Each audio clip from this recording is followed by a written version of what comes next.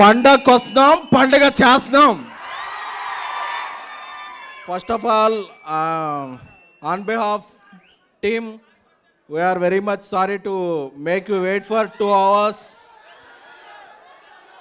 కొన్నిసార్లు రావడం లేట్ వచ్చాము, కానీ రావడం మాత్రం పక్కా. టైంలో గ్యాపే కానీ టైమింగ్లో గ్యాప్ ఉండదు మన సినిమాలో.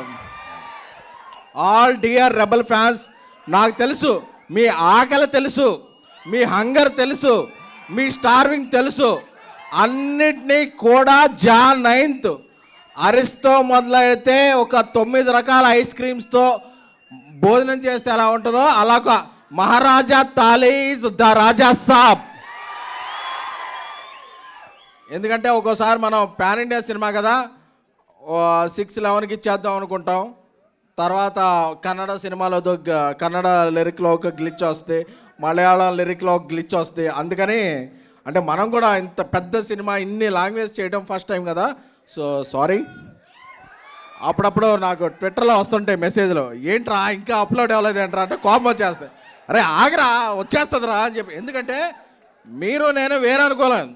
ఎందుకంటే రాజా సాబ్కి ఇక్కడ నేను ఉన్నా, కల్కికి నేను అక్కడ ఉన్నా. సో అందుకని చెప్పి నా కోపం, ఆగరా నువ్వు టెన్షన్ టెన్షన్ పెట్టేస్తే ఏ ఫైల్ అప్లోడ్ చేయబోయి ఏ ఫైల్ అప్లోడ్ అయిపోద్దా అని చెప్పి టెన్షన్ వచ్చేస్తాయి. కానీ ఎప్పుడు ఈ సింగిల్స్ అవ్వచ్చు, టీజర్ అవ్వచ్చు, ట్రైలర్ అవ్వచ్చు, ఎప్పుడు ఏ ఫైల్ అప్లోడ్ అవుతుంది కదా, జాన్ 9th అప్లోడ్ అయితే బ్లాక్ బస్టర్ ఫైల్. ఎందుకంటే మీకు టీజర్ రిలీజ్ అప్పుడు టీ షర్ట్ వేసుకొని చెప్పా, మన క్యాప్షన్ ఏంటి, మన క్యాప్షన్ ఏంటి తెలుసు కదా, అది మాత్రం మారలా. ఎందుకంటే నెగిటివ్ ఆర్టికల్స్ రాస్తున్నారని టీ షర్ట్ మార్చుకొచ్చాను, కానీ ఇన్నర్ ఎమోషనల్ మాత్రం అదే. ఎందుకంటే ప్రభాస్ గారు యాక్ట్ చేస్తున్నారు ప్రతిరోజు సెట్లో ఉన్నా, డ్యాన్స్ చేస్తున్నారు ప్రతిరోజు సెట్లో ఉన్నా, యాక్షన్ ఎపిసోడ్స్ రోజు ప్రతిరోజు సెట్లో ఉన్నా. దీని అమ్మా హై అంటే ఒక ఇది చెప్పాలి. అప్పుడప్పుడు ఒక చిన్న కథ చెప్తా. ఒక రాజ్యానికి ఒక రాజు ఉంటాడు. ఆయన తన ప్రజలందరికీ కూడా పండగ వచ్చినప్పుడు ఒక మంచి విందు భోజనం పెడుతుంటాడు. కాకపోతే ఆ రాజు కాలక్రమేణా చక్రవర్తి అయిపోతాడు. ఎన్నో రాజ్యాలు వచ్చేస్తాయి, ప్రపంచమంతా తిరగాల్సి వస్తుంది, సూట్లు వేసుకోవాల్సి వస్తుంది, బూట్లు వేసుకోవాల్సి వస్తుంది. మన ఫుడ్ మర్చిపోయి వాళ్ళ ఫుడ్లోకి వెళ్ళి వాళ్ళ బట్టలు వేసుకోవాల్సి వస్తే. బట్ ఒక్కసారి లేదు, నా ప్రజలు నన్ను మిస్ అవుతున్నారు, నేను నా ప్రజలు మిస్ అవుతున్నాను, వచ్చి చూస్తే పెట్టే ఫుడ్డే ఉంటుంది కదా, అదే ద రాజా సాబ్. కంటెంట్ వచ్చిందా?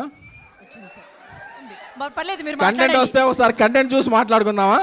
అప్పుడు చాలా ఎక్సైట్మెంట్ ఉంటుంది.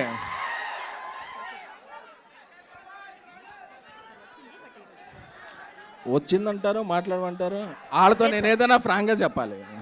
వచ్చింది కంటెంట్ వచ్చింది, వాళ్ళు అరగంట అయినా ఉంటారు, బట్ వాళ్ళకి చెప్పాలి, తమ్ముళ్ళు మీరు అరగంట ఉండాలని చెప్పాలి.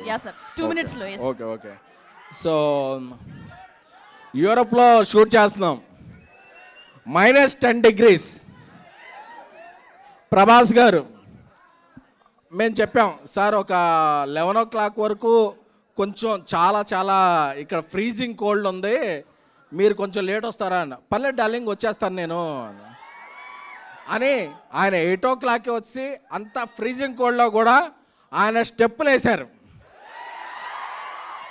స్టెప్పులు వేస్తే మాకు అందరికీ బ్రేక్ఫాస్ట్కే డిన్నర్ చేసినంత హెవీగా పొట్ట నిండిపోయింది. అంటే కళ్ళల్లో ఆనంద బాష్పాలు. ఎన్ని రోజులైంది అసలు, ఎన్ని రోజులైంది ఈయన ఇలా చూసి అని చెప్పి అంటే, డార్లింగ్ మీరు పర్లేదు కదా, లేట్ డార్లింగ్, నా ఫ్యాన్స్ చాలా మిస్ అవుతున్నారు నన్ను ఈ మధ్య.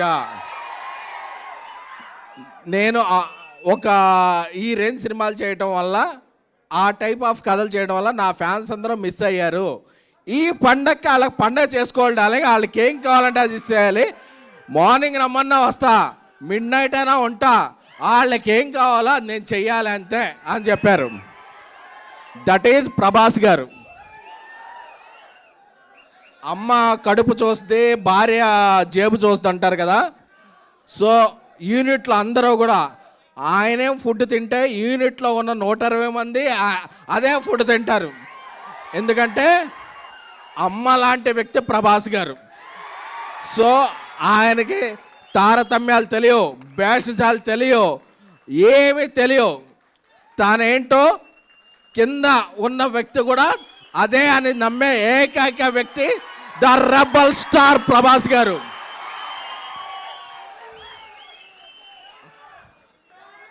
అంటే ఆయన గురించి చెప్పుకుంటుంటే ఒకటి కాదు, రెండు కాదు, ప్రతిరోజు ఒక ఎక్స్పీరియన్స్, ప్రతిరోజు ఒక ఎక్స్పెరిమెంట్. అంటే ఈ సినిమాలో ఇంట్రో సాంగ్ ఉంది, మెలోడీ సాంగ్ ఉంది, ముగ్గురు హీరోయిన్లతో కలిపి సాంగ్ ఉంది. అంటే మీరు ఎన్ని బస్తాల పేపర్లు తెచ్చుకుంటారో ఇంటర్వెల్కి అయిపోతాయి. సెకండ్ హాఫ్కి మళ్ళీ బయటికి వెళ్ళి తెచ్చుకోవాలనే పరిస్థితి. ఎందుకంటే మీరు ఈ మధ్య చూసిన సినిమాలో ఆయన ఆ సబ్జెక్ట్స్ దృష్ట్యా సాంగ్స్ లేవు, స్టెప్పులు లేవు, హీరోయిన్ లేరు, రొమాన్స్ లేదు, ముద్దు ముచ్చట్లేవు.